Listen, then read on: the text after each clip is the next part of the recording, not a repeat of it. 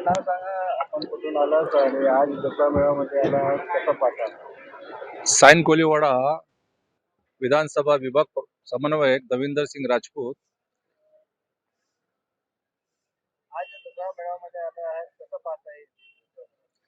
बघा, तुम्ही बघितलं असे पूर्ण या परिसरामध्ये जे शिवसैनिक आणि आपले इतर पदाधिकारी आले आहे, त्या प्रसंगी लोकांमध्ये एक जोश आहे आणि दरवर्षीच्या प्रमाणे विचाराचं सोनं घेण्यासाठी इथं सर्व आम्ही शिवसैनिक एकत्रित झालो आहे आणि लाखोंची संख्येमध्ये आज इथं शिंदेसाहेबांची सभा पार पडणार आहे।